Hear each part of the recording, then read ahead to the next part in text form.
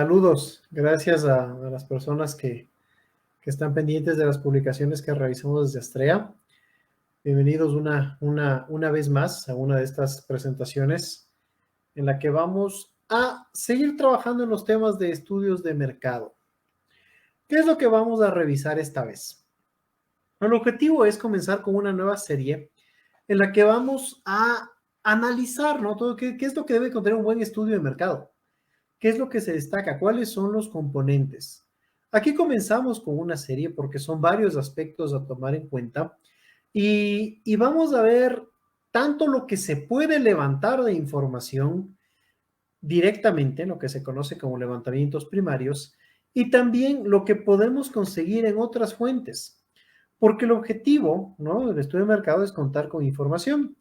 Y por eso partimos, ¿no?, de esta frase de Avinash Kaushik: solo podremos tomar decisiones acertadas si sabemos cómo analizar e interpretar los datos. Esto es real. Si nosotros sabemos lo que está pasando, en qué terreno estamos pisando, qué sucede, vamos a poder tomar decisiones más adecuadas. Y eso es fundamental. La toma de decisiones informada reduce la incertidumbre y el riesgo, ¿no? Y eso es uno de los temas que hay que considerar. Es más, la mayor parte de cualquier negocio va a querer reducir ese riesgo, no va a querer entrar a lanzar un nuevo producto sin saber cómo le puede ir. No va tampoco a un emprendedor, no va a comenzar un negocio, bueno, lo hace, ¿no? Es un problema comenzar un negocio si no sé si tengo demanda. Hay casos, por ejemplo, ¿no?, es un estudio que hicimos hace poco en Astrea, en el que nos encontramos, ¿no?, con que les preguntamos a emprendedores por qué por qué su emprendimiento no había funcionado. Y teníamos respuesta del tipo: realmente hicimos un estudio muy sencillo de mercado. Otros nos decían: yo tenía toda la experiencia, yo aprendí muchísimo en Estados Unidos, pero cuando volví al Ecuador dije: estoy seguro que las personas van a querer esto que estoy ofreciendo.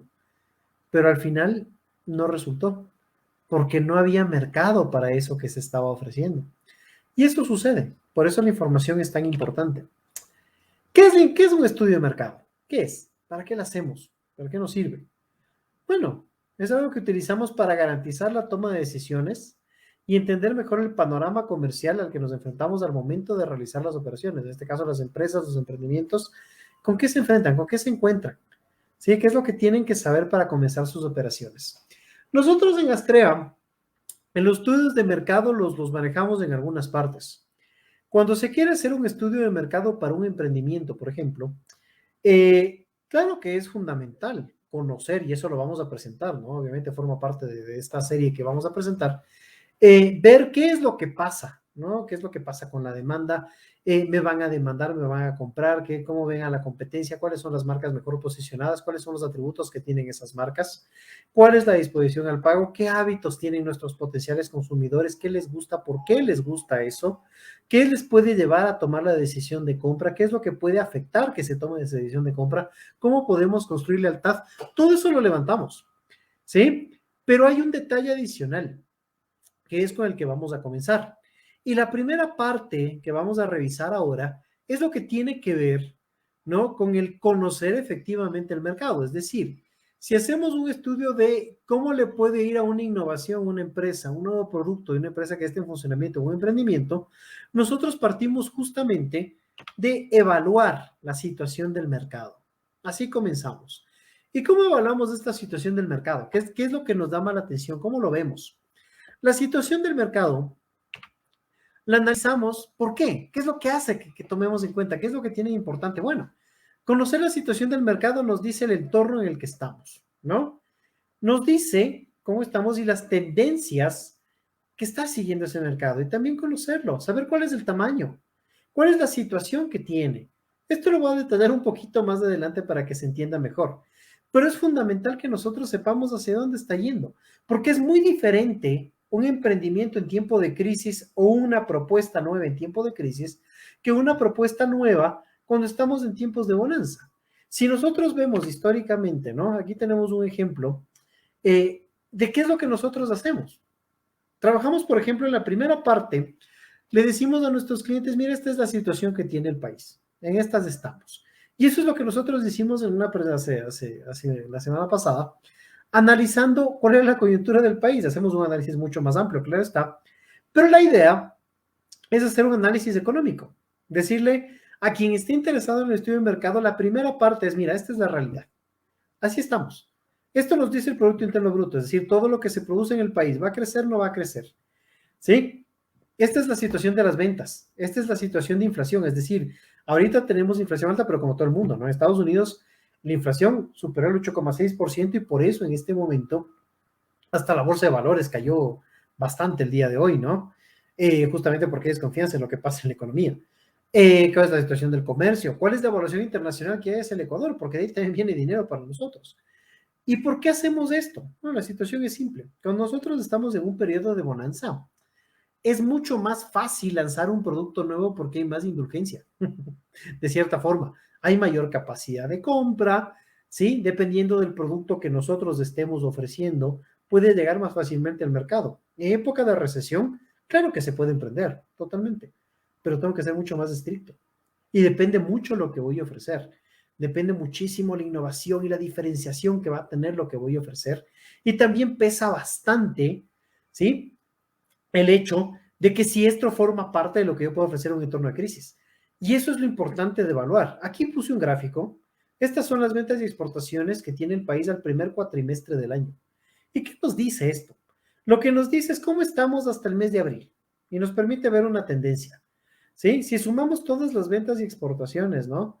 Que nosotros tuvimos, pues aquí vamos comparando, por ejemplo, algunos datos que estamos manejando. En este caso en particular, este gráfico es del sector de la construcción. Aquí estamos viendo un sector en particular, ¿sí? Si nosotros revisamos de todas las cifras que tenemos a nivel nacional, el primer cuatrimestre del Ecuador en este momento es bueno. Las ventas y exportaciones del Ecuador han subido. Sí, estamos hablando de que hemos crecido un 16% frente al año pasado. Y si lo vemos también fríamente en relación al año 2019, antes de la pandemia, seguimos subiendo también una proporción similar. Pero si vemos un sector en específico, en este caso, quise presentar el cuadro del sector de la construcción, que es algo que nosotros hacemos. Vemos los valores que se presentan tanto a nivel global, ¿no? Para decir, mira, la economía está creciendo, tenemos oportunidades, la inflación nos puede afectar, hay que tomar ciertas precauciones, si vas a invertir hay que tomar en cuenta que las personas van a cuidar su presupuesto o ahí existe una mayor disposición a comprar. Y cuando hacemos este caso en este gráfico, estamos viendo qué es lo que sucede con un sector en particular. ¿Cuál es ese sector? Aquí la construcción.